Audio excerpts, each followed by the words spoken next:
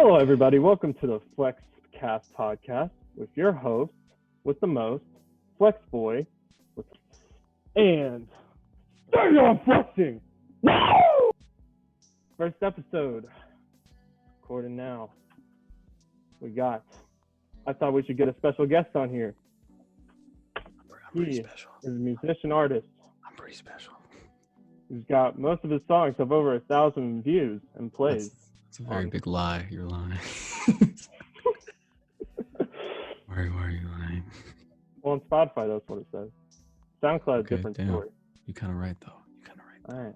Well, anyways, so he's got over 1,000 plays on Spotify, SoundCloud, about a few hundred. Fashion Week, his main song, probably about, I think last time I checked, 1,500, maybe more by now. 1,500. Anyways. 1,600. I don't know. 1,600. All right, 1,600. The streams All don't right. matter. The streams don't matter. And he is releasing a mixtape, .com era. He is dedicating it to the injustices that are going around the world and own personal struggle. All right, I'm here to welcome my boy, Blanks. Oh my God! Thank you. Oh my God! Hello, FLEXBOY. Oh my God! Is that FLEXBOY? That's kind of crazy. I'm kind of like talking to FLEXBOY right now. Yeah, anyway, guys, here we go. All right. So, how do you think this mixtape will do? What are your goals for this? How do I think it'll do? Truthfully, I'm prepared for nothing. I'm prepared for no one to listen to it. And I have to be, because, you know, the only thing you can do as a musician in any capacity, starting off or even already really successful, is you just gotta put it out, see what sticks. Doesn't matter. Like I don't expect it to do really much, honestly. But as long as someone hears it, someone gets something out of it, I've done something with it. So that's what I intend to get out of it. Very, very proud comment right there. Very proud. He is underestimating himself, I feel like. But anyways. Self-hatred. So, self-loathing. So you don't do what all the other artists think they're the best and that they will become great? I mean, like I hope I get success doing what I'm doing, but I don't have enough of an ego to get to a point where I never understood that. I've never understood everyone in every song being the best in that song, in that genre, because like not everyone can just be the best, you know. That doesn't matter at the end of the day. Like that doesn't matter. No one cares if you're the best rapper. No one cares if you're the best rapper. That's up to interpretation. Mm-hmm. As long as your songs are good, who gives a shit? Like I'm not trying to be a big rapper. I'm not trying to even be a rapper. I'm just trying to put out what I want in that moment. So like I don't care. I don't care about being the best. I just want to be alive. I want to live. That's a good goal. I mean, hey, sadly, all these celebrities, man, and like these artists just dying, bro. It's crazy. I mean, I'm not all about, oh, this artist died, and it's like, you know, I mean, don't get me wrong, it sucks, but I don't know, recently I feel like it's been crazy lately. I mean, it's kind of been ridiculous how often it's happening, you know? Yeah, especially in the rap world. Like it's ridiculous. And like it, for me, in the same way that like the grunge era in rock, like in the 90s, you had like a bunch of people like die off from that era, you know, because they lived this sad, very self-destructive lifestyle. That's kind of what's going on with rap right now. Like the rap is good, like I enjoy the music, but like the lifestyle behind it now is a lot more about like that deeply depressed inner circle, and that comes out, and then people like Lil Peep, people like Juice WRLD, they die as a result of that lifestyle. And that's what, like, that's where things go too far always, in music is when what you're speaking about isn't what numbs the pain, you know? Like your music isn't what numbs the pain. It's what you take that numbs the pain. And yeah, like it's nothing new. Like, dude, Elvis died from drugs. Like, this is nothing new. Musicians and drugs do not have a nice relationship, you know? But like, shit, man. Jimi Hendrix made some beautiful shit when he was on LSD. So Yeah. it works both ways. Yeah, it's so weird, but it's just like, I don't know, just recently it feels like out of nowhere. Like a lot of these, and I mean, I guess now it's just like with the reporting and all that, it all comes in so fast, and it's like, Almost I guess we're all in shock. Like, wow, they're just. But like, the biggest thing for me is like, an artist dying, they leave behind their art, you know, and like, there's good ways to honor that person's memory by showing off these pieces of work that weren't finished or were yet to be released, and then there's really bad ways of doing it. Like I think like XXXTentacion, like he was really his music was kind of beaten to a pulp after he died, you know. They really just stretched out everything they could get from him, all these unfinished things he probably never wanted anyone to hear, just being thrown at the wall and seeing if they stick, you know. But then there's a really tasteful way to do it, like with Mac Miller. I think Circles is a beautiful album. He meant for that to be released, and I think the way it came out was really respectful and really honored his memory a lot. So it really just, as long as the art that person leaves behind when they die is resonating with somebody still, and as long as it's being respected, I think that you know, as unfortunate as dying young is for a lot of these artists, they've made their impact on people that way, and I'm glad that they will continue to make an impact on people that way by leaving behind all that music, you know. Yeah, it's a very interesting dilemma with posthumously albums being released, and you know, and the quality, like you said, it depends. Like XX is like, I think they made 2 albums out of like his last stuff. Out of like nothing, you know. Yeah, it was just like ad libs and hooks, basically, most of them. Yeah, like at some point you don't have anything to work with, so why are you making songs out of it? You know what I'm saying? Yeah.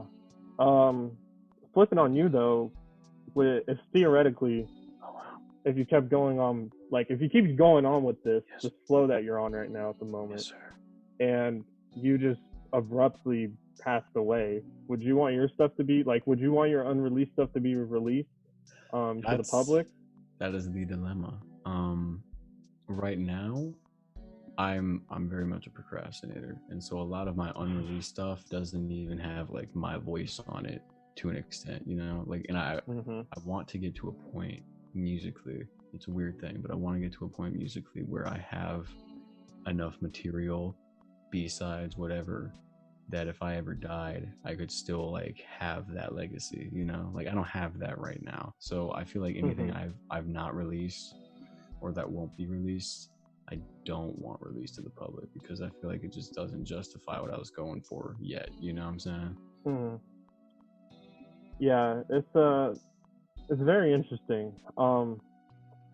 When you like recently, I'm like into the whole YouTube rap scene, and a fan of I don't know if you know Crip the rapper. He's like one of the biggest YouTube rappers in the whole group. Crip the rapper. Anyways, I think he's really good. I mean, even though he has a fast, like a lot of them have a fast flow. Like they're like he got Eminem, the lyrical miracle flow. He got the lyrical miracle spiritual flow. Yeah, a lot of them are like that. But luckily, he's able to adapt and like mix in like other flows and stuff. That's all that matters. With his recent songs.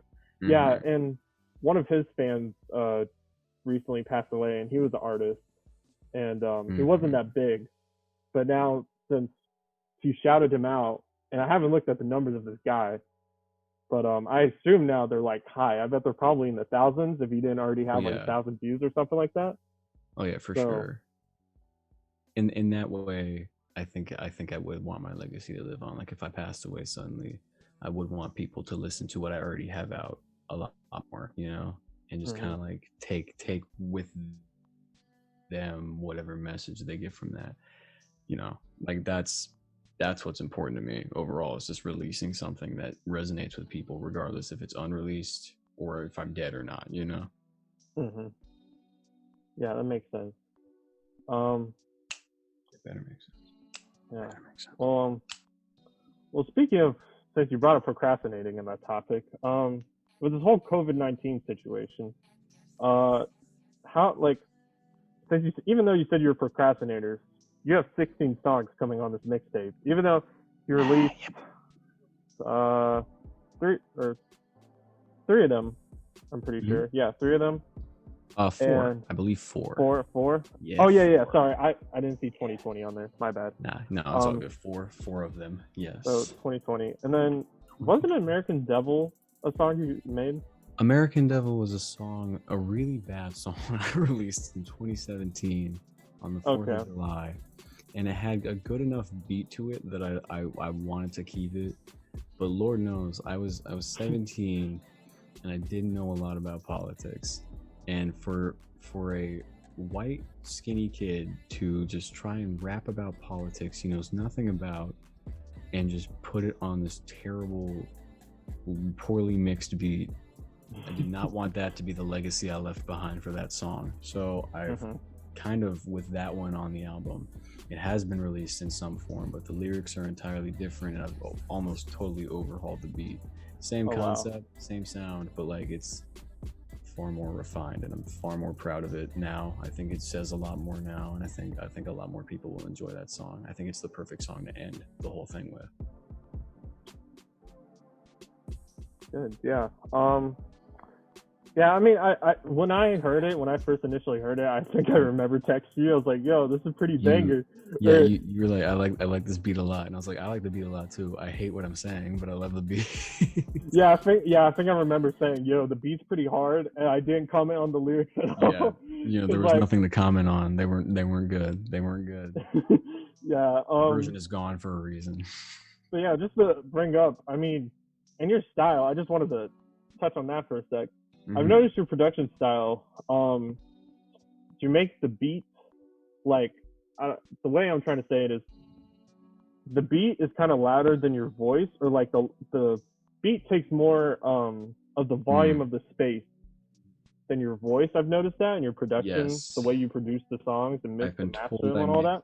Very weirdly, yeah. So that was also another reason I think I couldn't, because like sometimes when the beat is like a little more above the lyrics of like your voice volume, it like it is a little hard to like understand. So I was probably like, yo, hard beat. But honestly, I didn't get any of those lyrics. Yeah, I was a lot more shy back then too. So I would like, I didn't like how I sounded over something like that. So I would often mix myself like way lower than the beat. So like you heard me, but like I wasn't like, you couldn't hear how I sounded.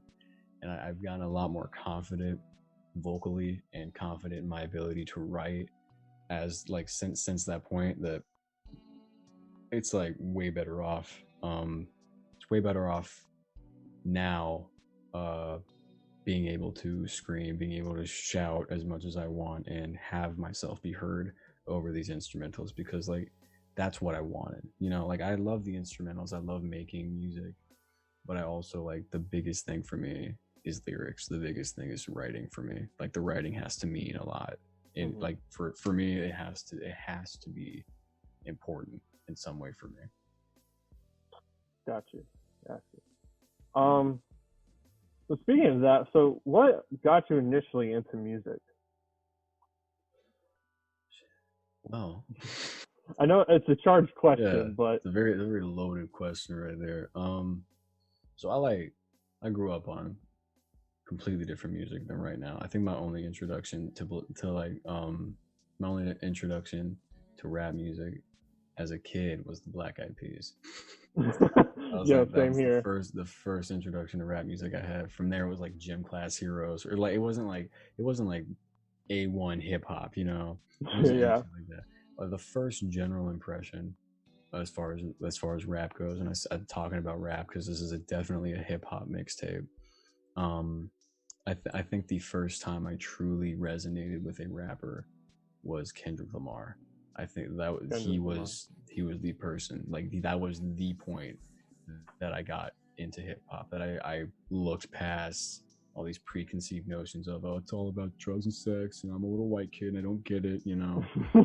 I realized that that's not what it's about. And from there I found older hip hop like Tupac, like NWA, you know, like the Ghetto Boys, like all of these older people that had a lot to say, even if it was kind of inappropriate sometimes. Like back in my little 12-year-old mind, it made sense. I got where they were coming from. And for me, like what made me want to get into music is I always liked singing. I always had enjoyed singing. I just never sang in front of people for a long time. And, you know, for me, middle school band was my only knowledge of music.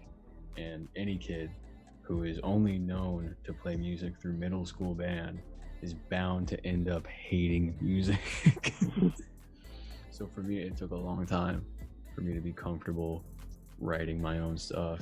It was actually when I first, I'd say what made me really want to get into music, into like making music especially, was really starting to play the piano. Like I had a keyboard for a long time and I just never touched it, or I'd fiddle around on it, but I never sat down, looked up tutorials and learned until about like, I'd say 2017, 2018. Definitely, yeah, 2017. That was, you know, and that seems like so like not that long ago, but in retrospect, like a lot has changed since then. Like that point onward, totally different. I've been playing piano for only about 4 years in retrospect, and I love it. I still love playing piano. I still love being able to make music. And I knew like from that moment onward, that's what I wanted to be doing, because like that was a good way for me to express these passions of mine, like singing, like wanting to play an instrument, by just learning how to, and then learning how to make my own things off of that. So that's, I'd say like that point, playing piano changed my life 1000%. Got you. So another so like, would you say like, so from comparing your first EP and listening to your new stuff, I realized the instrumentals the instrumentals were raw, and like they were rough. Don't even lie, they were rough as fuck. Well, no, that's what I'm saying. They were like, they were just like bland, you know. I guess I wouldn't say bland, but it was just the instrument itself. There was no effects on them. Lifeless, yes. Yeah, and so comparing it to your newer stuff, where you add in more effects and different reverb and echoes and like ad lib. Yeah. Because I would almost want to say like, I'm trying to think of like maybe The Weeknd's like old stuff. Oh, The Weeknd, big influence right there. That's what I was thinking. Right. You're absolutely right. Big influence, The Weeknd right there. Like, because his older stuff until like I want to say until Starboy, because this is his other album. Starboy for sure, yeah. I'd say that's when that's his also had fast singing, but his older stuff was like more melodic and like slow. 1000%, yeah. Yeah, and that's what it made me think of. That, and also like when Drake back then, like if you listen to Drake's singing back then, it sounds like totally different than his singing now. Because if you compare, like for example, my cousin got me onto the song Teenage Fever. I think I know that one, but I'm not sure how it goes. I don't remember how that goes. So anyway, it's him raw, like it's an R&B song basically. Oh yeah, for sure.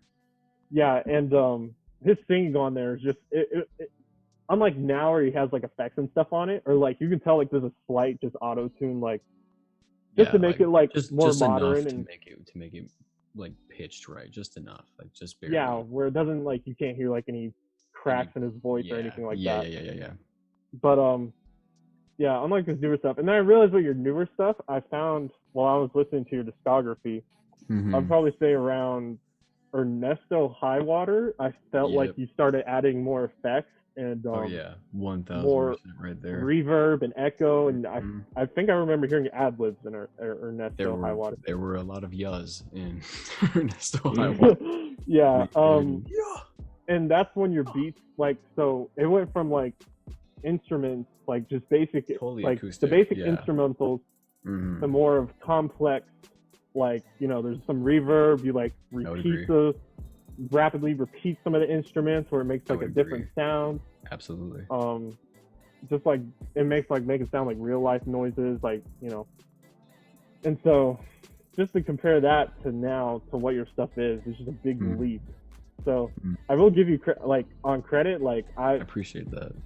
Like it's crazy because I've never, like, I haven't seen a lot of people that start out, they like, even though there's a big difference between that your first EP and your other stuff after that, there was like a little bit of a time jump. Even then, like, there's not a lot of people that do that, unless they take like breaks in between, like long breaks in between music. Charlie Puth, you know, he like the stuff he like released back then, like, because totally different than now, right? Yeah, like a lot of it's singing, like I said, like it's kind of like Drake singing or whatever, singing all that. He's got a lot more R&B recently now. It's more, yeah, like now he's more R&B, like poppy, like for sure, like definitely totally different sound with him. And like I wouldn't even say like I've changed that much. I think I've always kind of wanted to make the stuff I'm making now. I think back then it was just way harder because I didn't know what I was doing. People like, shout out Jackson Rhodes, shout out Jackson. People like Jackson, who are also local around here, like I admire the dude a lot because he can just release like 2 albums in a year, you know, like 2 complete full sounding albums, and he just cranks these songs and these things out, and they sound beautiful. And he just even like his oldest work, like his vocals are mixed, you know, you hear like the difference, like his vocals are quieter because he's less confident, the beats are a little more, you know, clippy, and they're not necessarily as clean, but like it's the ideas and the sounds are still there, they're still beautiful back then, you know. And even to like, he keeps getting better, even though that was like back in like I think his first mixtape back in like 2016 2017, around the time I started releasing stuff, you know? Wow. Yeah, so like that was like the first tape he ever put out. It's still good, like it's still quality enough, you know. And it hasn't been that big of a time leap. Like 2017 was only like 4 years ago, you know. And 4 years, you know, in respect to a decade and like the time of like our lives generally, it's not a long time, but like 4 years, a lot changes in 4 years. And I personally know that I've gone through a lot in 4 years, and I've had a lot more wisdom and knowledge now than I ever did back in 2017 when I first recorded that EP. I had no idea what I was doing. I wasn't on key, you know. I didn't know how to play guitar. I just played guitar on one song. I barely knew anything. And now, like now I'm at such a different point that looking back, it makes me, I wouldn't even say proud, it just makes me happy to know that like I've left this little breadcrumb trail almost of like, here's what I used to be, which is kind of bad, to like, this is pretty okay. This is all right, you know. I'm at all right now, I'd say. Yeah. It's pretty interesting because another question, even though you said you're already a procrastinator, yes. I don't know if you know, I know I keep referencing a lot of different artists, but I don't know if you know the artist Russ. Russ? Yeah, Russ. I do be knowing who Russ is, yes. Okay, well, I don't know if you've ever, I've watched some of his interviews because it's interesting. Because he's a very interesting guy, and very interesting, like, he says a lot of crazy stuff, and it's crazy, his journey. At least if I go by his interviews, you know, I haven't gone through his whole discography. Yeah, but But yeah, so he's a very interesting and controversial man. But I listened to his interview, and he talks about how when he was younger, he would release a song every week. And back then, he claims that for that time, he said they were good. So, I mean, it's probably a lie. He's not good now. Oh boy, but kind of hard to be good back then when you're not good now. And but I was just wondering, I bring that up because would you ever think about like trying to release a song like very like just singles, because that's what he said he did. He didn't release albums. He just released singles, and he said eventually he had so much in his discography that like eventually when people caught on, he was just getting revenue after revenue of all the streams and people buying the songs individually. I mean, me personally, I feel like I've already kind of gone through the phase of single after single after single. You know, like that's kind of what I've been doing. Like Bullfrog, I think, was the last time, most recently, that I've just released a single to release a single. Like that's not on anything. Bullfrog isn't anything. You know, it's just something I made to make it to just see how angry and just ridiculous I could go with making a song. And so like single after single, that's fun. That's all fun, you know. That's all that's all saying something in the moment, putting it out and being proud of it. I think creatively I'm already past that point, you know. Like I feel like I need to at least release a tape, you know, at the very least a tape, which is what I want to do right now. Like, you know, it doesn't have to be the cleanest thing, it doesn't have to be the most professional sounding. It just I think the best progression for me right now is to put out something like what I'm about to put out, for sure. I've had this plan for a while. Like I'd say .com Arrow has been a idea in my head for about a year and a half, 2 years. Okay. Also another creative question, and also this is a question to help out other artists or people that want to be independent and or produce their own music, or just to be a producer in general.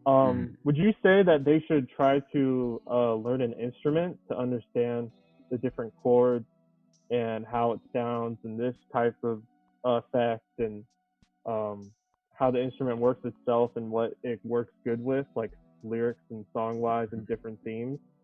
Would you recommend that to other artists to like try and learn an instrument so that they can understand properly like how it works and how it sounds like originally? I think it really just depends on what that person's most in their element about, you know. Like for me, I love playing an instrument. Like I love being able to pick up something and be able to play what I recorded, you know. Like that gives me a lot of joy. I also like being able to know the chords, to know what key something is in. But if anyone tells you that's required, that's bullshit, because there are plenty of people out there that have started with nothing. You know, they don't have any knowledge about that. They don't have a musical family. They can't sing. They can't rap. They just know how to touch buttons, as people say, you know. And like for a long time, I remember there was a lot of slander for a long time about DJs and producers. You know, you're just a button pusher. That's not music. You're not a musician. But like through personal experience of being a literal musician with piano, guitar, bass, all that, and being a producer, they are one and the same. Like you can't be a producer and not be a musician, or else there's no point in what you're making. You know, like it's harder than people. Like it's easy enough to pick up because everything's there. It's really just your determination to do it. But like I wouldn't say, as much as I enjoy playing every instrument I do, and I would never give it up, I don't think it's a requirement. I wish more people did. I wish a lot more people that produced could play, because I feel like they'd find that they could make their own samples, which is really fun to be able to make your own sample in the moment. But like by no means is that a requirement to be good at production or at music in general. You just it really just comes as if it sounds good and you know how to make it sound good. That's it. That's all you need. That's all you need. Yeah, I was just wondering, because that's a big topic right now in the hip hop producer scene and the EDM scene. Because a lot of it, like for example, take Chief. He just straight up just plays with like the instruments in Logic or whatever program. Yeah, he can't play. Like he can't play anything. I know that. Like, and that's like fine. Like he's he's good at what he does. Like, he knows how to make things sound good. And he's only like, what? Like, he's like in college still or something? Like, Yeah, he's still in college. I think genius kid, for I real. think he's 27, I think. Remember last time I checked. Nice. Yeah, so yeah, it was just funny because then I remember I saw a tweet. I think it was the guy that helped out Travis Scott with Sicko Mode, I want to say. Yeah, no, that's Ticky. That's Ticky, yeah. Well, there was another. I think there was there were other producers. I think, there were including 3. Travis Scott himself. Yeah. And I think there was other people, and then he also made another popular song, I think, or he added to another popular song. And he was like saying, "Oh, I'm an actual musician. Like, you know, all these other producers are just basically what you said, button mashers." And I just thought it was silly because I'm like, it's almost like the argument about people who write their own lyrics and people who don't. And it's like for me, people like Elton John, Beyonce, Rihanna, they rarely ever write their own song in full. You know, a lot of times there's other people that write them demos and write the songs for them. I don't think anyone is going to argue that Beyonce isn't a singer, Rihanna isn't a singer. You know, like no one's going to argue that. And so it's weird to me. I understand where the controversy comes from because it's a little different with rap. But like, it's weird to me that people will call out Drake for having ghostwriters, you know. But but also, like, you know, they act like this is new information in the music world. They act like people don't write songs for other artists all the time. Katy Perry writes songs for like Selena Gomez and shit, and then like vice versa. You know, like, it's not. This is a common practice. Just because it's not as common in rap or hip hop doesn't mean like it's not. It doesn't mean it's not music. Like, if you're good at what you do musically and it sounds good, it doesn't matter where the words came from. It doesn't matter how you made that sound, so long as you did it. You know, so long as you did that and it's yours. That's all that matters. Gotcha. Yeah. And I feel like from our perspective, like from people that consume the music, most people don't care, I feel like. And I feel like when you try to make the argument, it just kind of dies immediately because it's like only like the fringe news outlets will talk about those, and it's like it doesn't even matter. I mean, I guess like, and the only reason I think Drake is different is because when people say like, I mean, it doesn't really matter because it's the hip hop community, like it's their decision or, you know, it's their thing or whatever. But, you know, when they bring up like, oh, who's the best rap artist or who's the best MC, a lot of people in their factors of grading them put, can you write your own stuff and it will be a hit? Like, no, I can agree to an extent. I think that as far as being like one of the best rappers, you need to be able to write your own stuff, because if you aren't able to do that, then you're not one of the best rappers. It doesn't mean you're not a rapper. It just means like it means like, as far as lyrics go, like lyrically, that's what rap is. Like, that's poetry. Rap stands for rhythm and poetry. That's the acronym. Like, it's rhythm and poetry. And so if you can't write some of that poetry yourself, then I don't see why you would end up on like a top 10 list, you know, like it doesn't really make sense to me. Yeah. It's a very interesting conversation, especially like when people talk about that, they're like, oh, he's a good artist, but MC wise, like I mean, that's good. I think a lot of people say that about Kanye. I hear that a lot about Kanye, and definitely a lot about Drake. Like, Kanye has had his fair share of really good lyrics and then really, really terrible lyrics. So like, it's a toss-up. It really truly is a toss-up. Yeah, so since we're talking about other artists, you recently posted on your Facebook that with all this going on with COVID-19 and the pandemic and the protests and people shouting for justice around the world, you wanted to post an appreciation post to Black artists and the influence they had on you. And it's interesting, your list, because I would say it's like pretty diverse, or it's different. For sure. different people, especially like you put. I mean, even though Tyler the Creator, Donald Glover, and Kendrick Lamar and JPEG Mafia are kind of in that same like Lane, realm yeah. of like interesting, out of the box rap. Mm-hmm. And what they talk about, and they talk about injustices and all that. And with this mixtape, you said you were going to donate Yeah. most of the proceeds, or all of the proceeds, to charities to fund most of the proceeds for streams. Just because like a little bit of money for myself is definitely kind of required to eat food. Yeah. Yeah.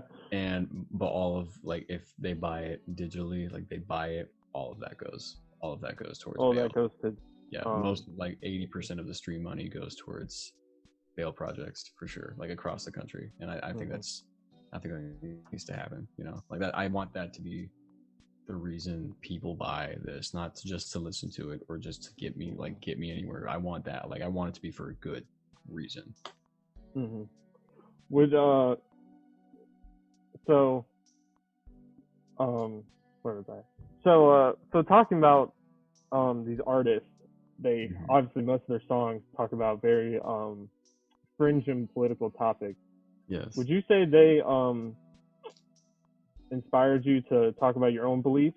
And since you do you think more artists should talk about their own beliefs and their political views? Well, I mean, I think that honestly, in full, that depends. But that's the most honest answer. Like, people like Kendrick Lamar. I mean, the first big introduction to Kendrick Lamar I had was Good Kid, Mad City, the very end of that album. And then the next year I started getting into him. He released To Pimp a Butterfly, two of the most political and socially charged albums I've ever heard. And from there, that kind of let me know like there are deeper things that can be discussed than love interests, or you know, or like faith or anything like that. Like those are still deep. I have plenty of love songs in my life, believe me. Like I've written plenty of love songs in my life. Yeah. But like for me, it doesn't all have to be around emotion. There's a lot of things that there's no holds barred on music. I don't think I think someone like Billie Eilish could definitely make a statement on her opinion in her music because she's versatile enough. She's made herself versatile enough. But like there are some artists, like I don't think I ever want to hear Maroon 5's political opinion, you know what I'm saying? Like I don't think I ever want to listen to a Katy Perry record and have to hear some shit, you know, some go out and vote type shit. Like no, there's some lanes that I feel like, you know, it's shitty to say stay in your lane because I don't think it's very true at all. I think like people should branch out and adapt to whatever situation. But there are some cases where it's like I feel like if you gave your opinion, that wouldn't matter at all, you know? Like I feel like some pop stars out there especially, like I feel like if Justin Bieber gave his political opinion, I don't think that matters. In the grand scheme of things, what does that change, you know? But then there are some people I feel like definitely can make an impact by speaking out, and that's what those artists inspired me to do, is kind of just is speak out on some more unorthodox, more taboo topics that people don't want to talk about, you know? Yeah.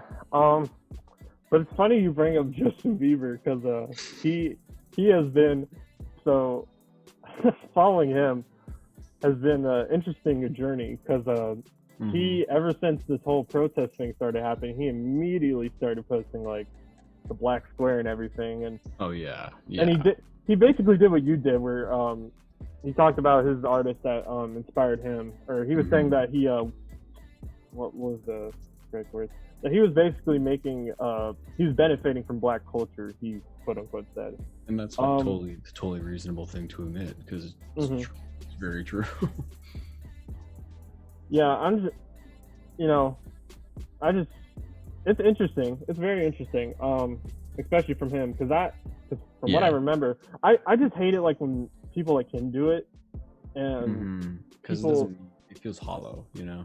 Yeah, it doesn't feel like it's actually. It feels like he's doing it just so he can save face. Like 100%, you know.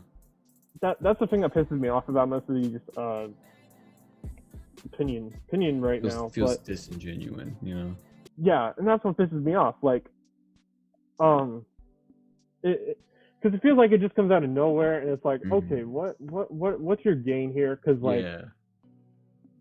like that's one reason why I can't get behind with the recent news. Going into politics here, but recently, you know, Colin Kaepernick. I don't know if you've seen the news, but they're thinking about bringing him back into the NFL. Oh, well, see, yeah, I see where you'd be upset about that, because like for me, that should have happened a long time ago. You know, like you're only bringing him back in, not really out of the kindness of your heart, and you forgive him, but you're thinking of bringing him back in because there's a lot of public pressure to actually respect people of color now, you know? And that's where a lot of these companies kind of get shaky with me, is like, you know, props to you for changing your logo, or, you know, deleting that one episode of your show, or saying something on this whole thing. But, you know, you're a corporation. You're really just trying to profit off of this entire event. You know, and unless you've been active from the very beginning, like Nike, you know, like Nike's been saying stuff about Colin Kaepernick. Nike's been supportive of this movement. And like, I remember like the second day after this happened, they, you know, they put out an ad. I think it was called, I think it was called "Don't Do It" or something. Like it was like big in support of that. Like there's a difference between building your company around that kind of thing and just having this unexpected, like, oh, we like black people too. I don't know if you knew that, you know, like we're over here. Like, I feel like if someone like Walmart saying that, like, no one cares. No one's thinking about, you know, oh wow, George Floyd died. I wonder what Walmart is thinking about this whole thing, you know? No one's thinking that. And so it feels very fake. It feels very fake to have the NFL all of a sudden be like, well, maybe we should bring Colin Kaepernick back in, because they weren't thinking that before a guy died. You know, that's what sucks. And it took people actually dying and being beaten in the street for these big ass companies to be like, well, maybe we could, you know, change something. It just feels very disingenuous. And then for sure, like, for sure. From his side, like, the only reason I did not get with, like, look, this is what I've personally, look, I've always grown up, luckily I've had understanding role models. And they always taught me to treat people with respect. No, if they treat you with respect. All right? Yeah. And, you know, don't judge a person by how much money they have, by their color, their religion, their creed. You know, you judge somebody by their character. Oh, for sure. For sure. And I just hate this most, like, for me, this whole movement is like, look, I agree with police reform. Totally get it. Honestly, a lot of the stuff, and you know, I'm glad finally Trump responded. I'm not the biggest fan of him. Like, I don't think most people are right now. Yeah, because he didn't respond until just recently, and at least I'm glad he put out a thing. He put out reform. They can't, you know. Yeah. Whatever, even though I haven't read the whole thing, so I don't know what it entails. I just know the most thing that's been talking about is that you can't use chokeholds unless you're in a life or death situation. But that doesn't stop this, you know. Like that's And that's the thing too. Like, look, a lot of these situations, people don't think of like other options. It's always like, like for example, like, you know, speaking of, since your songs have been such, like, going back to your music, it's interesting when you release some of these songs because it was like different social problems were being talked about. Oh, for sure. Like, I've noticed, like, in Fashion Week and 50, with both Jackson and 50 with Astromondo. Shout out Astromondo. Yeah, beautiful shout out man, them. Armando's a beautiful man. I hope. I haven't listened to their stuff individually, but they sound good. I'm not gonna lie. They're amazing. I love them. I actually enjoy them. Yeah, I haven't watched. I saw that you reposted the Growl. He made a song about the Growl, just real quick. I haven't listened to that yet, but I bet it sounds great. Man, it's beautiful.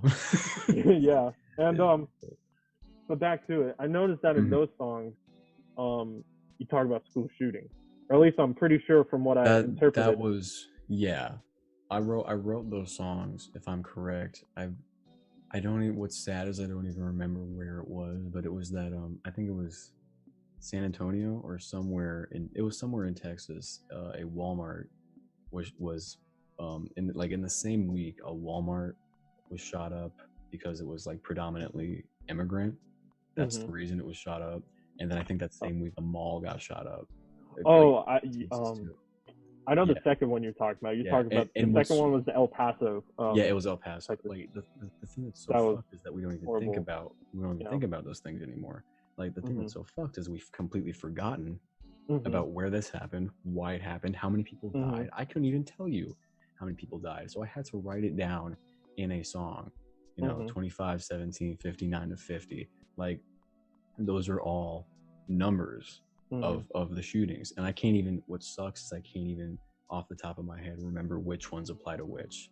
They're all mass shootings that have happened within like the last 2 decades, or even like most of them are within the last 4 years, which to me, that is like the reason I wrote that song was just out of sheer disappointment in how this country just completely ignored safety at the time, and I think like that song was released, it feels like so long ago. It was in retrospect, it was only about like 6 months ago or so, like it was released not terribly long ago. And yet it's almost, the message behind it is almost irrelevant now, so it's like so many issues keep cropping up. I feel like you have to tackle them one by one. And I definitely wanted to tackle the fact that like in 50, from my perspective, I wrote kind of saying like, when you say the pledge, you're pledging allegiance, not to everything that the pledge is written, but like you're pledging allegiance to the KKK, to the AR-15s, to all of this shit that people ignore and push down and just say America is this epic, amazing country. And like I love America. I'm American. I live here. Like I love my country. But like that's the reason I made that song. You believe it can be better. Exactly. Like, you believe we can be better. To change. And something that a lot of people pointed out to me when I first made that song is they liked how I wasn't necessarily biased in that song. Like I didn't just go after like Republican government. I went after like Democratic senators too, because people can point fingers at like, Donald Trump or the Republican Party, but the big issue also comes from these Democratic mayors that keep these police that, they know have all of these charges against them, and until someone dies, they change them. All of these Democratic senators that don't do anything to push forward Black issues and equality, even though they were elected to in the Senate. And it's like, until you pass a fucking bill, you're all talk, like until you beat these people that you claim are so evil, you're just like them to me, like, yeah, they're evil, but you're not helping them, like you're not helping anybody. So that, like, 50 came from a very aggressive place because I was just so confused and hurt at the time. And it kind of, like, it's based off of those 2 shootings for sure. But I think me and Armando, especially Armando, he covered just about the basis of everything from racism to climate change in his verse. Like, I was really impressed with his verse for sure. Man, just like God. Yeah, it was very interesting. I thought, listening back to it, like, because the first time I usually listen to a song, I try to like listen to the lyrics, but I'm like, I'm just headbanging. I'm trying to catch a vibe, like the first time. That beat is vibey. I love that beat. I love the 50 beat. Dude. Love the 50 beat. Trying to mix it a little better for the mixtape, but like I love that beat so much, dude. Yeah. Love that beat. Yeah, it's a great beat. That and I don't know what it is. Fashion Week with the hook you got. Fashion Week. There's like 5 different hooks in Fashion Week. Fashion Week. Yeah. I don't know if you want me to talk about it, but like Fashion Week. Go on. Like for me, I wrote Fashion Week from the perspective of what would happen if I got famous, and like, got you. Okay. Almost the fear of being famous and the fear of being left behind, kind of in that spotlight, Like it's definitely it's called Fashion Week because it's sort of like putting on this suit that isn't, like it isn't real. Like it's people put on these personas and they put on these really I'm tired of using the word disingenuous, but like really dishonest versions of themselves that make themselves appear very clean cut, and that's why people get canceled. Like that's they make themselves appear way better than they are, and then people idolize them. Fashion Week is talking about like, I don't want to be idolized. I don't want to be in the news. I don't want headlines written about me. I don't want people knowing, where like what's going on with my family. I don't want like people wondering who I'm in a relationship with. I don't want any of that. I don't want any of what comes with that. I don't want to be one of these people that talks about all these things that aren't real to me, like, money and fame and women. Like, I don't have none of that, bro. I got zero of that. Yeah. I'm single. Now, Lil Pump over here saying, Wrexham. Yep, I'm poor. I'm single. I am broke, just in case you forgot I was poor. And like, I have nothing to flex other than the fact that I'm self-aware. And Fashion Week, it took a long time to really put into words what I was feeling with that song, but like for me it was definitely just coming from a place of like, be honest with yourself, and fame kills, fame harms, and that's the whole thing. It's Fashion Week out there 24/7 in the celebrity world, and don't always assume somebody just because you know what they look like or what they sound like. Like that's why, like, don't idolize celebrities. That's what that song is really getting at. Don't never idolize the celebrity. I never want to be idolized because I want to be seen for everything that's wrong with me just as much as I want to be seen for everything that's right. So that's where that comes from for sure. Gotcha. Yeah. Yeah. Just on that idolizing, I mean, it's really interesting because I don't really like. I pretty much have the same mindset as you. I mean, it's crazy. Just like with everybody. I mean, now with the internet, people get exposed 24/7, dude. Oh, yeah. All these, and you find out like these celebrities have done the craziest crap, or they had this scandal, or on the come up, they did this to somebody. Yeah, like I never want that. I never want to be like I've done stuff in the past, but I don't think I've done anything cancelable. But I never want to get to a point where anything tiny that I do by mistake, or even like something far away from now I remember is wrong about what I did like 10 years ago. I never want that to become the focus of who I am, as if no one else has made any mistakes. That's my big issue with cancel culture, is it comes from a place where these people that are saying these stuff like, oh my god, fuck that person, how dare they say that, act like they've not done way worse things. I've known people that went to our school that have done like 10 times worse things and said 10 times worse things than a celebrity that gets canceled. Like, dude, don't even talk to me about it. I've said worse stuff than what celebrities have said, dude. Like, dog, I used to make terrible fucking jokes. Like, I used to be the edgiest fucking kid alive. And I remember that. That phase, dude. Yeah, like, dude, I'm like, that's part of life. You say dumb things, do dumb things, and you learn. If you did a crime, I get being canceled for like being a rapist, or like a murderer. Or anything like that, for being a complete and total asshole, totally reasonable.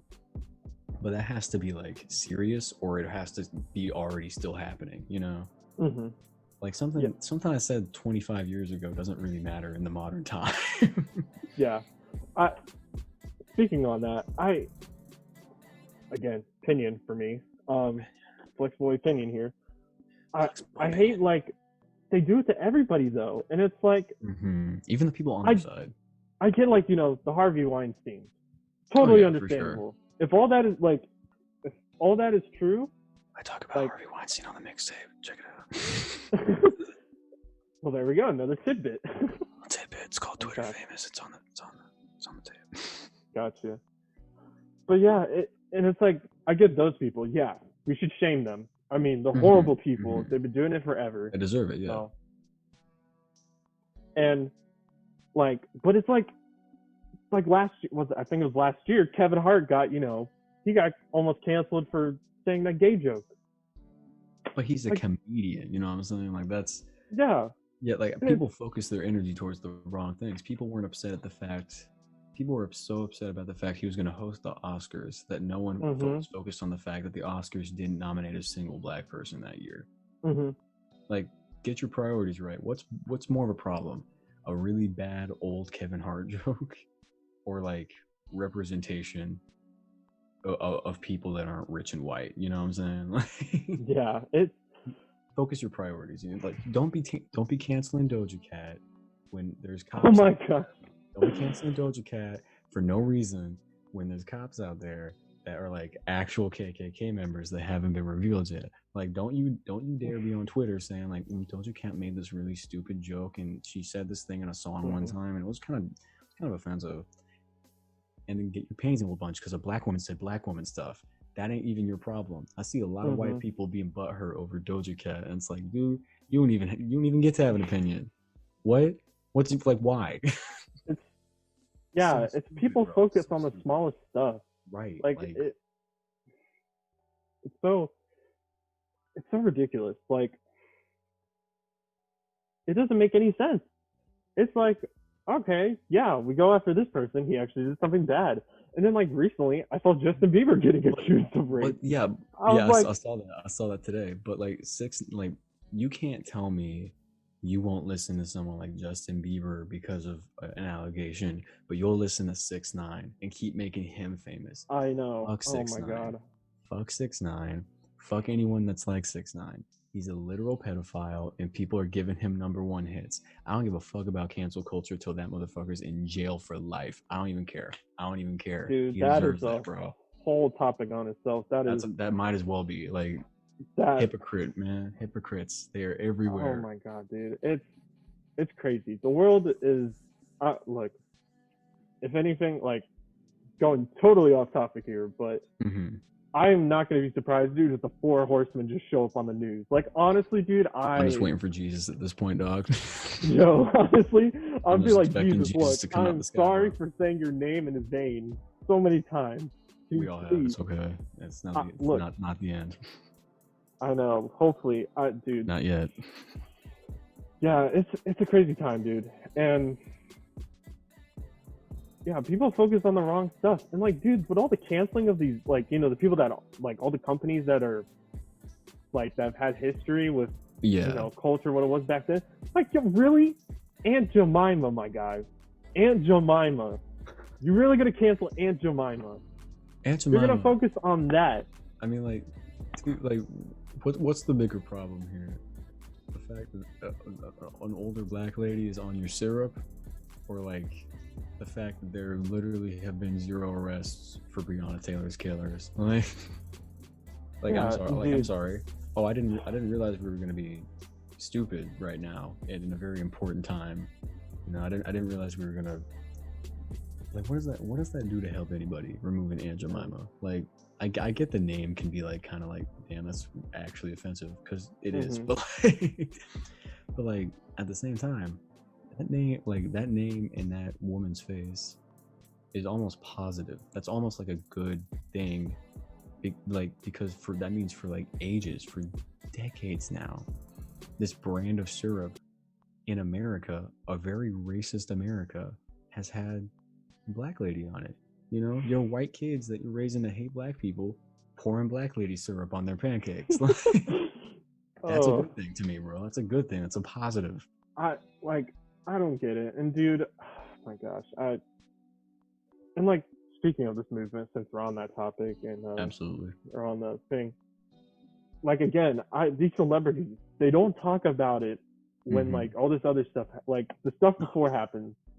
It's like, oh, I'm going to keep quiet so I don't offend either side of the spectrum, you know, like, of who, like, you know, with whatever you believe, and like with, you know, what happened to the last, and, you know, big cops, you know, what people perceive as big cop killings, like Trayvon Martin and other ones. I can't think of it. Quiet from Justin Bieber when Eric Garner got killed. All I'm saying. I know, and it's like, look, again, back to, you know, talking to Colin Kaepernick again. He had no record of him saying anything about injustices until he made it to the NFL. Until he made it to the NFL. And he also married his wife, who is the NPR reporter, I think, or NPR whatever she is, something like that. conversationalist. Yeah. And apparently she's Muslim, from what I found out, and so everybody thinks, like, and even like first year of college, my professor, he was like a big fan of him. I have absolutely no idea why, but he was a big fan of him, and he was like, oh, his wife's like hot and like she's a very strong woman. I'm like, bro, what you mean? I'm like, what are you on right now, bro? Bro, no one gives a crap. Is that honestly? That what we're focusing on right now? That's what's important right now? Yes. It's just like, bro, why do people like Colin Kaepernick? Is it because, he was the one that started the kneeling movement? Like, look, I'm all about fighting injustice. Like, I get that. Like, my background, like, I'm not going to say what my problems are on this episode, maybe. I might mention them, but I'll save it for another one, because the whole discussion on not to be egotistical or whatever. But from my background, and from what my kind, like, if we're going to do identity, since we're talking about identity politics, I mean, really, it's like, bro, my people, like I'm not, oh boy, I'm trying to say this as nicely as possible, but it's like, but it's like, people, it's like, for me, my people, it's like, they still say the R word, or, like, literally back then, my people would just be straight up killed, my guy. Like, once they found out you had this, straight up killed. So, but nobody's asking sacrifices for them. Nobody's doing anything about that. Nobody's talking about it. But we're just gonna pretend like, they can't do nothing to save themselves. You gotta stand for justice. You gotta stand for justice for everybody, and I think that's the biggest thing.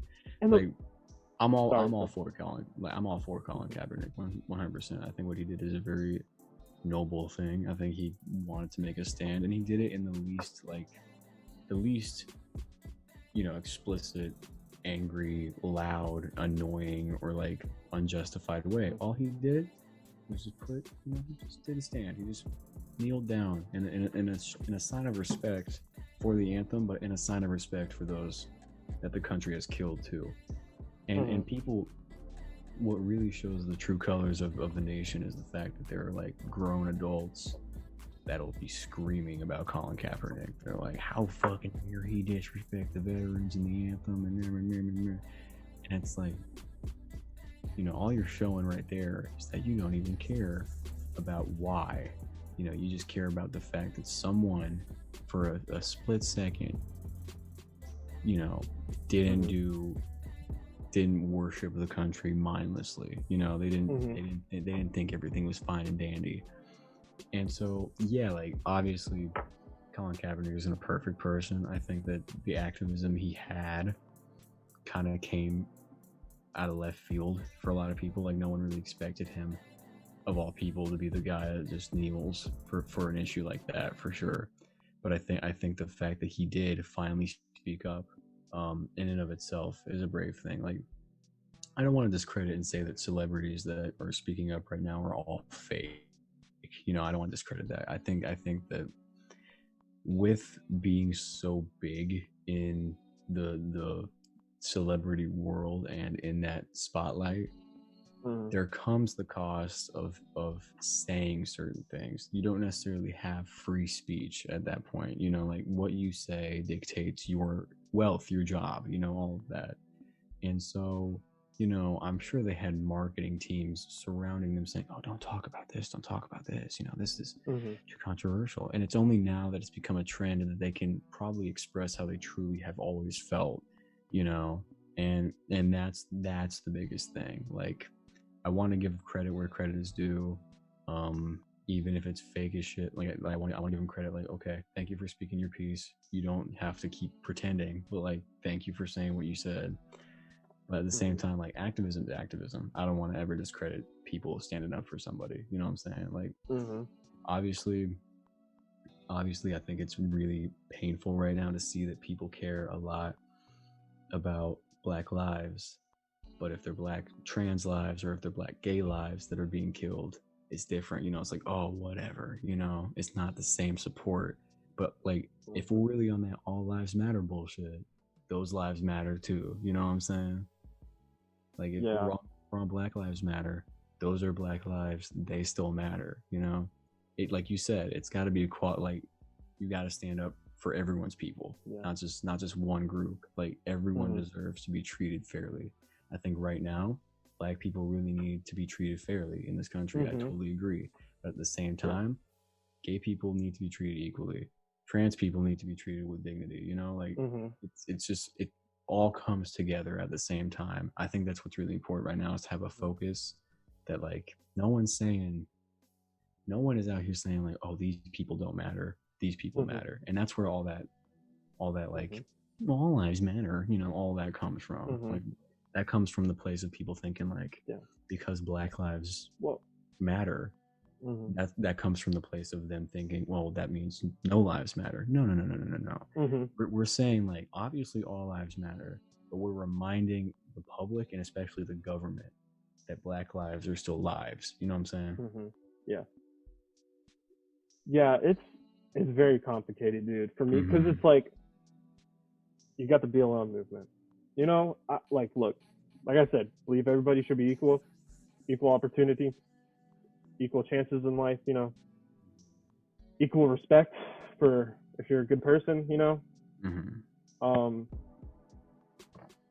And you know, but also facts are facts, and like, before you like, because by the way, I'm not gonna like, because like what you said is, I agree with a good amount of it.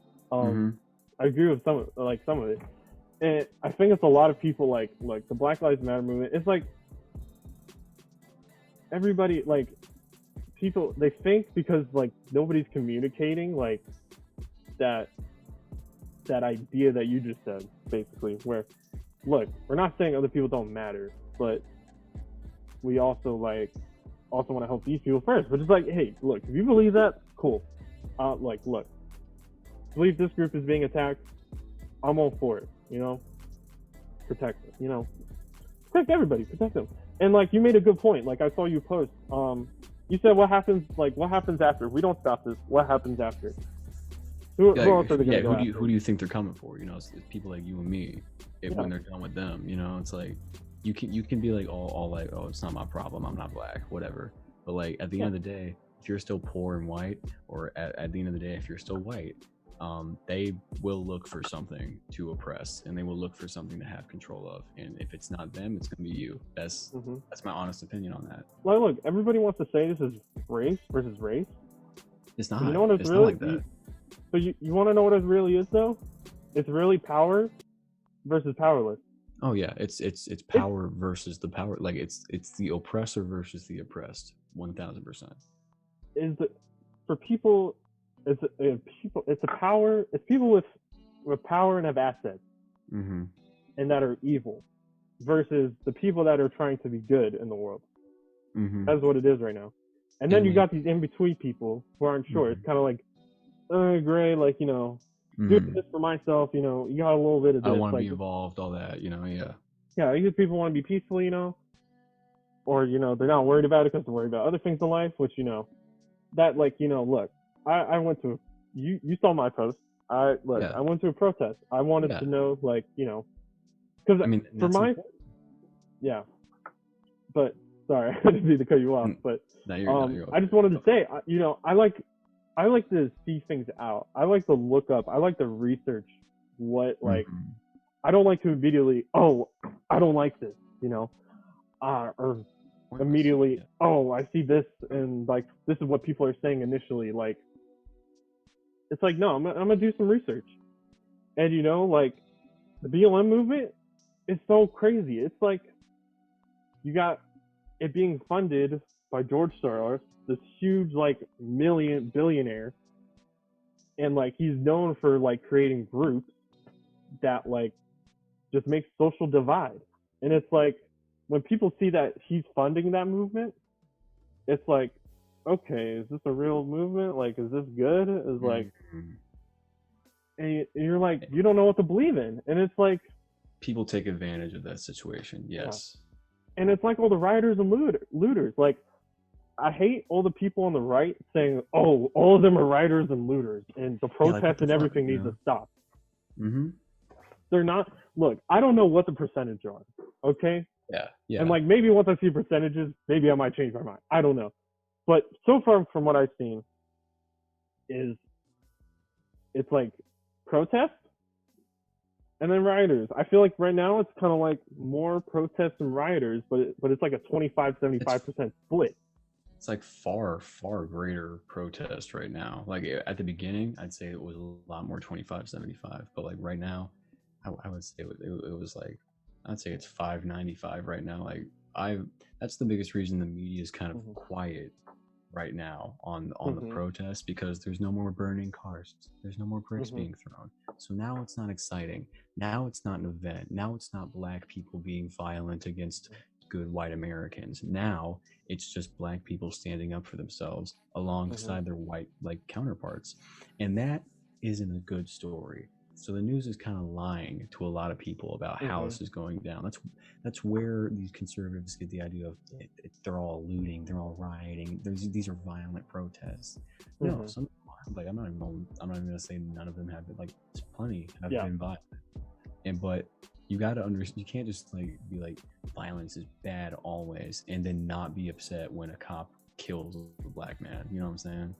Like if violence is bad when they're rioting, it should be bad for the reason that they're rioting too. You know what I'm saying? It's got to go both ways. You can't just be mad at one and not at all be mad at the other. I've heard a lot of people say like, well, the rioting is just, you know, intolerable. I get where they're coming from. You know, I don't think the cop should, you know, I don't think the cop should have done that. But the rioting, it's like, well, where were you when the cop did that? What were you saying? Nothing. You were kind of chilling in the back, like a lot of people can. And where privilege comes in, that's a word that's thrown around a lot. It's a word that's kind of lost meaning because people throw it around, and you know, it's basically like a cringe word at this point. You know, it's like, oh, you're privileged. You know, but like the word privilege is a very deep wound to give to somebody. You are privileged, and the privilege that people like me, like you, and anyone that looks like us have is we have the ability to say, this isn't my problem.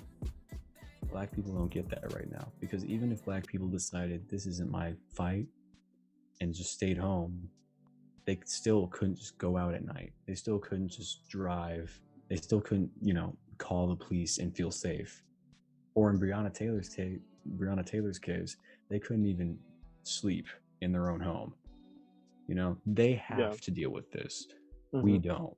It's our choice, and whoever chooses to not even say anything about it, to not even like be a part of it, that says a lot by itself. You know what I'm saying? Yeah. I get where you're coming from, where people are being, and like, I'm not gonna lie, I almost was that, because like plenty of people were, man. I get that, because this is my thinking, is like, what, like, because look, I don't know, I don't remember like what cases were this and what the outcomes were, but I just know not all the cases where the police shot the person was justified. Look, I'm not saying all, like a majority of them were justified, or not all. Like, I don't know. I don't have the numbers in my head right now. I didn't, you know. No, I get you. Just from off the top of my head, it was like, I mean, don't get me wrong. The George Floyd thing, I was immediately like, that is horrible. Well, yeah, like anyone with a conscience that saw that video knew what was up. You know what I'm saying? Yeah, I mean, that was straight up. Like, you couldn't argue like whether it was wrong or not. And even like with recently, I've been seeing people, oh, he was a horrible person. He almost shot his pregnant mother. That doesn't justify it. Look, like, horrible person, yes, but it justified? No. Who cares if he was a bad person? He was being arrested not for being a bad person. He was being arrested for possibly forging a $20 bill. Do you think someone like me would be on the ground with a knee on their neck if I did that? Hell no. He was a 46-year-old big tall black man, and he scared them, and that's why George Floyd died, not because he did bad things. You know, George Floyd isn't some hero everyone's praising. George Floyd is a martyr. George Floyd is someone that died wrongfully and people are mourning. He's not a hero. He's not a civil rights icon. He is quite literally a victim. He's a reason to be mad. He's not like, no one out there is saying, oh my God, George Floyd is like an amazing person. George Floyd was a dude. He was a father. He was a normal ass dude who made probably some dumb decisions in his past. But the same thing with like Rayshard Brooks right here in Atlanta, you know, like Rayshard, no, I'm not going to argue. I don't think anyone's going to argue Rayshard Brooks was like in the right at all, you know, like no, he was driving drunk, no, ran away, and he stole the cop's taser. Yes. And he tried tasing. Yeah, the issue here is that isn't a death sentence. That's not up to the cop to decide. That is a crime. Yes, all of those are crimes. Crimes that have to be tried in court. You know what I'm saying? That don't get to just be decided the sentence right there and then. Being guilty isn't a death sentence. Like, not every crime deserves death. People try and justify a lot of these shootings with like the whole argument of, well, he was guilty. Well, he committed a crime. Maybe he shouldn't have committed a crime. But dude, a traffic ticket isn't a death sentence. Running from the police shouldn't be a death sentence, you know? Because they're trained to tackle you. They are, like, ironically, they are trained to tackle you. Yeah. And they don't. They just shoot you. Which is kind of like, he's running away. He's not a threat. He's running away. Even if he has your taser, what is he gonna do to kill you? He's trying to get away. So, like, with the biggest thing that made me upset about Rayshard Brooks wasn't that he ran away, wasn't that he had the taser. You know, like, obviously, yeah, he was very clearly resisting arrest. It was very clearly a criminal. There's no justifying what he did.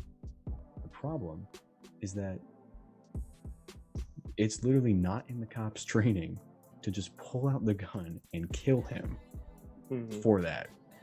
That's not, like, resisting arrest is a arrestable offense. Ironically, it is a chargeable offense. The charge, though, is prison time. There is no instance where resisting arrest has resulted in the death penalty.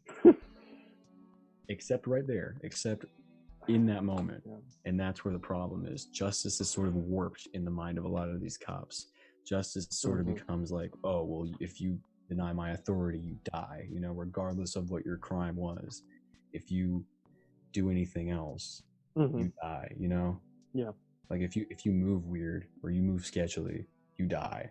It's like, you're given pepper spray, you're given tasers, you're given, like, all this shit.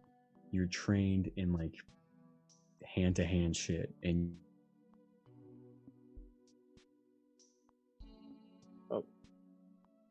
like, questionable, you know what I'm saying? Yeah, okay, we're good. One sec, acting a little weird again. Yeah, right. I saw that right there. I saw the lag. Yeah, alright, I think we're good. I'll cut this out. But anyways, so yeah, it's the Rayshard Brooks case is so whack, dude. It's so whack. Confusing, because it's like, like, for me, don't get me wrong, like, do I believe that, like, look, this is what people are saying to country. I'm just being devil's advocate here. And I totally get that. There's going to be a sprinkle, in my opinion, just a little bit. But a little dash, in my opinion. Yeah, a little dash. But like, from what I was watching an ex-cop break down this. And look, don't get me wrong. I know he's biased. I already calculated that in my mind. Yeah. Biased, obviously. Yeah. And he's also conservative. So already off to a bad start. Yeah. And so he's breaking it down. And so I get this. I don't know how plausible this was, but he was saying the outcome could have, if they let him run away, it could have ended in multiple different scenarios. One, he goes back to his home and just does nothing, which is what most people believe, which, you know, understandable.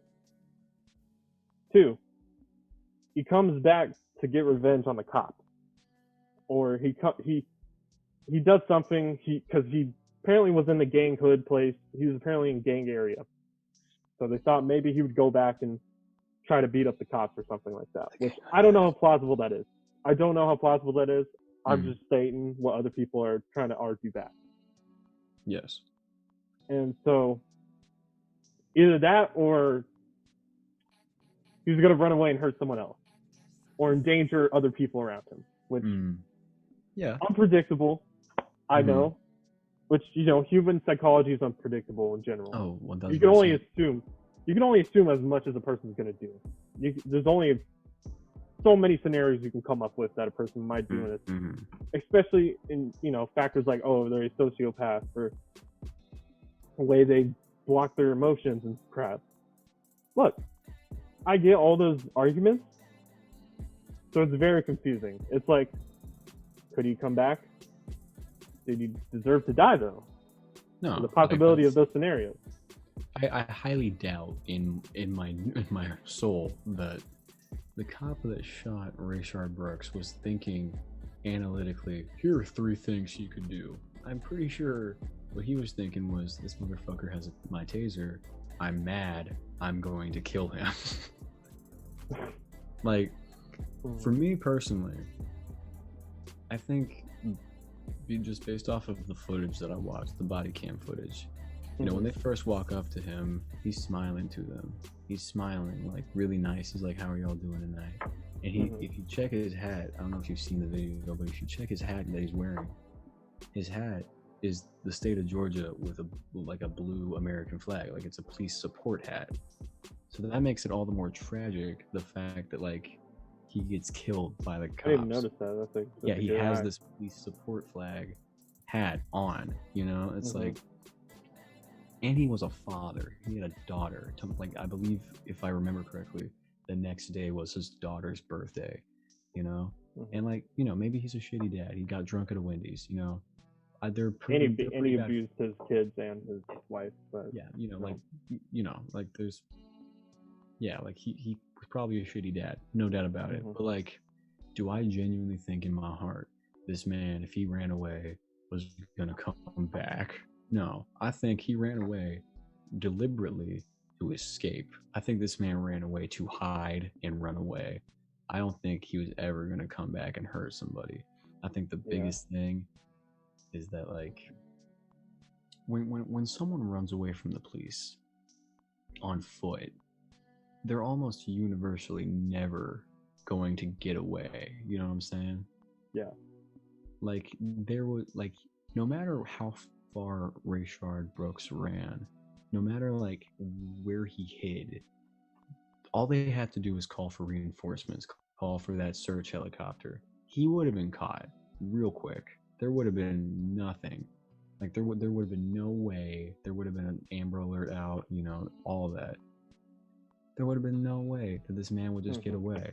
And all they had to do was just not kill him. That was a responsibility from that point on. They were in the right all the way up until that point. You know, they drug tested him.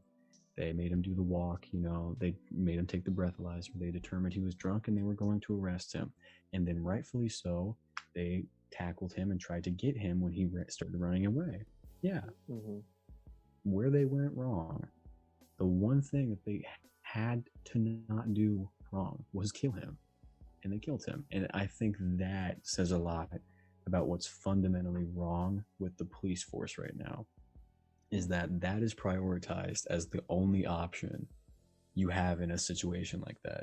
When they're like I said, dude, if he ran away, what was really gonna happen? He was inevitably gonna get caught. Like, what is this dude on foot who you have the ID of and all this information on really gonna do when he runs away? He's not gonna get away, you know? But people aren't thinking rationally. These kind of, like, police, the people that become police, in my opinion, a lot of them aren't rational, you know? Like, a lot of the rational ones, they end up leaving or they get fired because they are rational. It's the ones that are aggressive, that are all law hungry, that get to these powerful positions. Like, the reason, like, any position of power, in my opinion, where somebody is allowed to kill another person for, like, whatever reason they can really find, is bound to attract, like, actual sociopaths. You know what I'm saying? And I'm not saying, like, the cops that arrested Rayshard Brooks are sociopaths. I'm not saying that. They are definitely murderers. And what are they meant to be or not in that moment? That's how they were trained. That's how the buddies around them in the police force have made them feel comfortable. You know, it's always like gun first, bro. Like I don't know what your, sorry if I'm talking like a lot here right now, but like I don't know what your no problem upbringing on the police was, but I remember like specifically when I was a kid, every cop show, every movie, every cartoon, every toy I played with, what were the police? They had guns. What did the police always have? You know, the little police action figures, they always did this. You know, they were always calling for backup. They were always had their rifles ready. You know, it like every cop show, it's a big chase scene. They're shooting at each other. You know, they're killing the bad guys. That's what police were in my head as a little 6-year-old boy, and it's been like that for like decades. So these kids that grow up watching this perception of cops, their first impression of cops is these guys kill bad people. But it's not that simple. Like, that's just a fact, you know, like bad people and criminals are not the same thing, in my honest opinion. Like, you know, I got a speeding ticket once. Technically, I'm a criminal because of that. Am I a bad person? No. Everyone gets a speeding ticket. Mistake, you know? Yeah.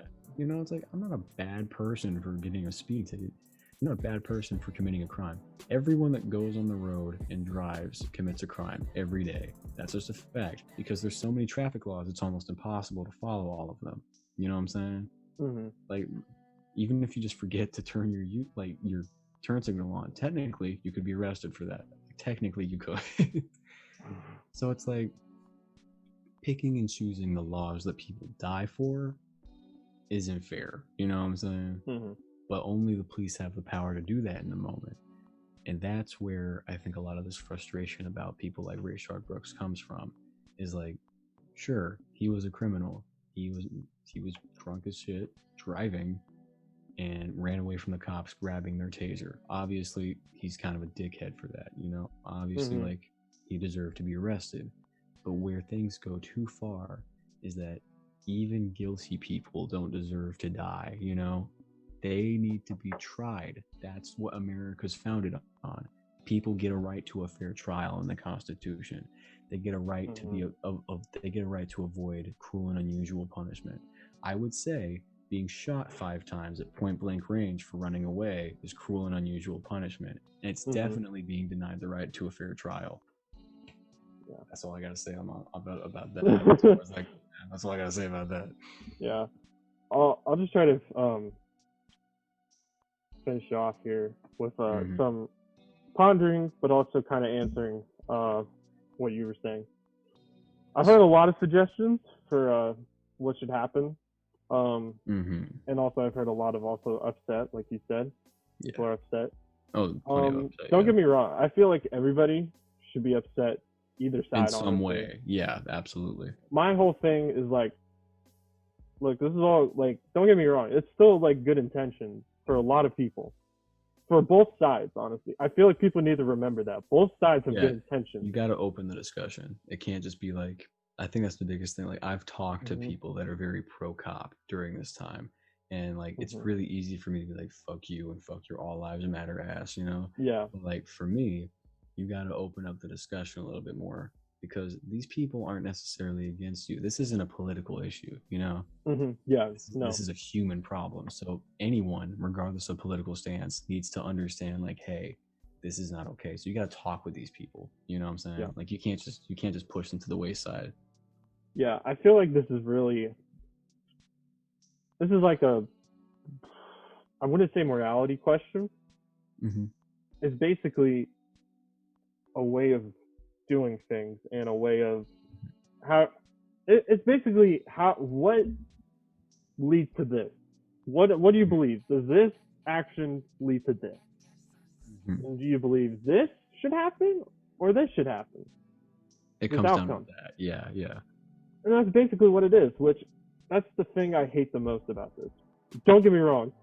Everything that stemmed from this is horrible, obviously. Well, yeah. But like the events But the division that is happening is just horrible, dude. The people that aren't willing to listen to each other scares me, honestly. Like, I know it's the silent minority that's like, oh, I don't want to talk to these people, or all cops are bad or bastards, you know, the ACAB thing, which I think is, no offense, I'm sorry, I can't be with that. That's just stupid. I mean, no, well, here's the thing. All cops are bastards. It's a very radical term. It's a very radical acronym. I think the point is more of a rallying cry than a literal. People that take it literally, I think, are a little irrational, you know? There are good. Here's my perspective on the police right now. There are good people that are cops. Not all cops are bastards. There are good people that are cops. But I don't think, based off of literally just how they are made, there are good cops, you know?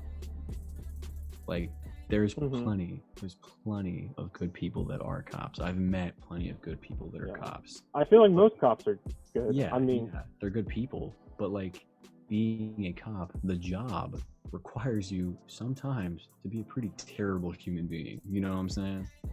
And that can mess you up. Yeah, it's definitely a hard job.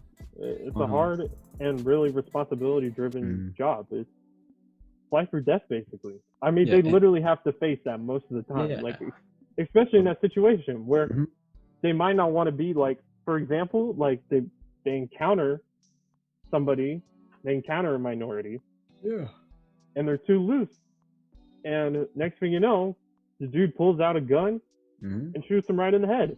Like, yeah, I mean, honestly, like, I get where the fear comes from sometimes, but what I've read is that a lot of these these police organizations are training their cops by showing them videos of like instances where a cop gets shot to death, you know? Yeah. And like showing them like, this is what happens out there. You should be afraid of people. You know that, like, it's almost like everyone that isn't the cop is the enemy, and that's how they're trained. And that's I think that's the biggest problem, is that there's this mindset in the police that they are the law, you know? They are the law enforcement. They are not the law. Their job is to bring people to the law. And where the biggest thing went wrong with the police is they ended up not being able to fulfill that part of their job, and it became their job to like directly ignore that, you know what I'm saying? It became their job to just be like, we're the protectors, you're the enemy.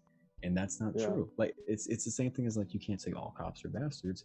Cops can't say all of these people are criminals and bad people. You know, if you commit a crime, you're a bad person. They can't say that either. It goes both ways. No double standards here. Like, I don't like double standards at all. Yeah, same here. Not all cops are bastards. That's just a term to me. Like, if I ever use that, that's just a rallying cry. I don't even believe that, you know, like, not all cops are bastards. But like, there are no good cops, because to be a good cop is to be a bad person, and by definition a bad cop. But there's good people in the police force. I've met them. I love those people. I have a lot of love for those people. But the job that they chose requires you to kind of do some bad things. And that's where there's kind of like, I'm like, I don't know, man. Like, that's kind of doesn't sit right with me. Yeah, like, don't get me wrong. I still feel like, you know, the training needs to be updated. Definitely. Like, I literally, like, at the least, I've heard from a Navy SEAL and the same police guy I was talking about. They both said like the training could be better. A Navy SEAL guy said that. Training could be longer too. They don't train barbers. It takes longer to be a barber than to be a cop. Yeah. That says something, you know what I'm saying? If the training is wrong, they're not training these people correctly. They're attracting these bad people to their force with these, you know, ideologies of like, police are big, strong guys that shoot people, you know? And then like, in general, they're creating this narrative that doesn't exist, you know? Like, they're creating this narrative of, you know, we are sort of superior. We're superior to the general public, because we got trained, because we have these guns. We're not civilians, you know, we're not people. We are the enforcers. So all of that needs to change before there's ever going to be real change. They need to step off the high horse. You know what I'm saying? Yeah. And also, I feel like there should be more like to be devil's advocate, I also feel like there should be more training for civilians to know how to deal with cops too. Oh yeah, like there needs to be an understanding between the police and the community, because the police serve the community. So if you're scared, if you're scared of the police in any capacity, there's something wrong in this country. You know what I'm saying? And I'm scared of the police. Like that says something. You know, like they're scary, they're intimidating, and they shouldn't be. They are there to protect people like me and people like you and everybody, but they don't do that, and that's where it sits wrong with me. They should be doing that. They don't do that. Yeah, it's a crazy situation, dude. It's there's a whole ton of messed up. It's so many factors go into this, and then it's even I've even heard some even crazier stuff, dude. Like honestly, like, bro, I'm about to go into a whole nother conversation, but like literally I heard about this video floating around, and eventually it came around to my somebody from my but basically my uncle, my cousin. Somebody sent a video to one of my parents, and it was basically a video. I don't know if you heard about this theory, or some people believe it to be true. But basically, people are saying that George Floyd death was a hoax. I've seen stuff like that, and honestly, like at every tragedy that there is, there's always like some weird video evidence of like this is a false flag. These are crisis actors. These are here to ruin America, you know? And it's like, it's like, nah, because I watched that video. I watched that video of George Floyd dying. I made myself watch it. That man was dead. You can't fake that. You can't fake what happened to that man. There's no bypassing what happened there, you know? Like, and you can look at like the photos of his autopsy too, because I'm pretty sure those have been released. Like that man, that man was strangled in some way. You know, that man died. You know, like people want to say stuff like that because they have it so stuck in their head that their country is perfect, that if something like that, it's like can't possibly be real. You know, can't possibly be true. There must be something else. But unfortunately, fortunately, sometimes in this nation, and a lot of times in this nation, police abuse their power. Yeah, and I don't believe and look, I am like, bro, I believe aliens exist, bro. You cannot tell me wrong. Aliens are real, bro. I don't give a fuck. Aliens are real. Dude, honestly, even before that Bob Lazar documentary came out, I was like, boy, I believe these freaking things exist already. But yo, this thing made my mind real, even. Man. They are so real. Dude, it made my mind blown when I watched that documentary. I haven't seen it yet.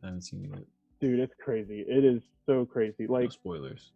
I'm not gonna spoil anything, but I'm just saying, dude, the evidence that this guy has is crazy. I mean, like, and dude, like, I'm convinced aliens are real. That's just a fact.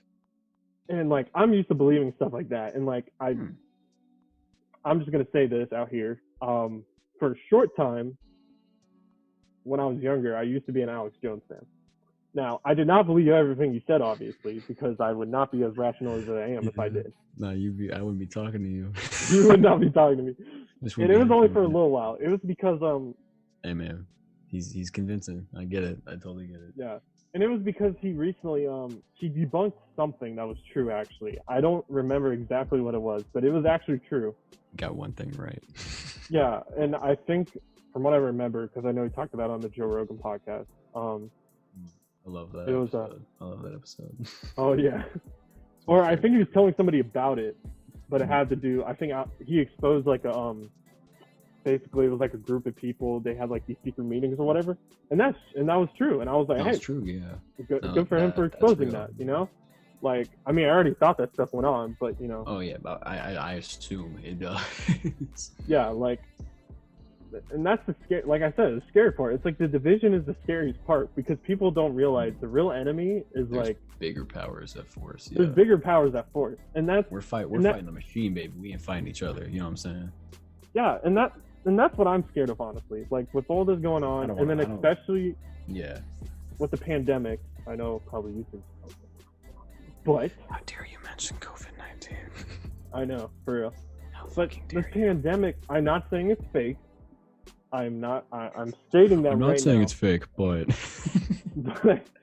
but it's just crazy the turnaround. It's like a couple months they were like, "Oh, you need a mask, and this might go until August." And then all of a sudden, all the doctors, like Dr. Fauci and them, were like, "Oh, masks don't matter really, actually, because you can still get it possibly." That's what's so crazy about it to me is like I don't necessarily like I know it's not fake because my friend had that shit like straight up. My homie, his mom is a nurse, and so she tested positive because she works at a hospital. She tested positive for it. She brought that shit home. He had it. He went through that. He experienced that. It is very real. Like because I've seen it. I've seen and heard it. You know what I'm saying? It is very much alive and well. But I think the thing that blows my mind is that we don't know that much about this thing. Like not yet. We haven't it's still new. We haven't reached a point where we can say definitively how it even spreads. Like we know it spreads through like contact, and like coughing and all that, But like just recently it came out like, oh, it's very unlikely you're gonna get it from it being on a surface or in the air, Yeah. It's more likely you're gonna get it from being in close contact with someone that has it. And like for a long time I remember people were like, hey, don't go out in public because it's in the air, you know what I'm saying? Yeah, that was ridiculous. That was the scariest time for me because I was like, oh shit, like I can't even really go anywhere where people are in public because like that's a big risk. But I think as far as safety measures go, it's good to like I still wear my mask at work. I still wear my mask in big public areas. I don't go around touching nobody, because it's still real. It's still very real. It's still very much a thing. People like I know there's a lot of different issues going on right now, but the fact of the matter is we're still in the middle of like the worst pandemic we've experienced in humanity in like 100 years. You know what I'm saying? Yeah. Like this is big. This is history book big, and we're kind of ignoring it. We're kind of like, masks are stupid. They're uncomfortable. But like, dude, there's like millions of people dying from this thing that we don't know anything. Like it's getting better, I'd say, in general, but it's rising right now too because people are ignoring it, and I think it's not good. Yeah, and also people are also being tested more too, so that's the other. For sure. Like the tests are a lot more widespread, but there's also like a spike of like general case. Like generally, like cases are spiking because people are going out and about and like everything's fine. Yeah, and like I mean. I don't know. Just recently, I like my attitude. Like like you have those days where you're like, I honestly don't give. My attitude has sort of shifted towards like I don't even care anymore, and I should, but like after a certain point, like I literally went to Kroger the other day, no mask. I was like, screw this crap. It was a very bad day too. Also on top of that, because I was like, bro, I'm not gonna take this. Like it was on top, and like I just stopped because other people stopped caring, and I was like, what the frick? Like I lost faith in humanity after COVID-19. I ain't gonna lie, like I lost that like the beginning of this pandemic and seeing people raid the supermarket, like that wasn't breaching social distancing at all, like raiding it in piles and crowds. Yeah, that was mask on. That was when I was like, and then like Fox News being like, it's not that big of a deal, you should go outside, That's when I was like, I've lost most of my faith in this country and in humanity, like 100%. Yeah, like, and I hate both sides, honestly, of the extreme. Oh, for sure. Because it's like, oh, Chris Cuomo arrests people for literally being outside, and I'm like, bro, okay, now you're just like breaching constitutional rights. Like that's just retarded. Like how far is far enough? Like how far for safety is it until it becomes like tyranny? Yeah. I think staying like shelter in place orders are important for a little bit, but they gotta be enforced for that little bit. Otherwise, there's no impact. Like. Yeah. There was a shelter in place order in Georgia, but every time I drove to work, there were no cops on the road. So it was It was like pointless. It was straight up pointless because no one's enforcing it. Yeah. No one is out here enforcing. There was a curfew, sure, but like no one was enforcing that shelter-in-place order. But like on the other hand, those people that are just like, fuck it, I don't care if I get COVID. I'm just gonna travel across the country and run around and touch a million fucking people. It's like you're also stupid.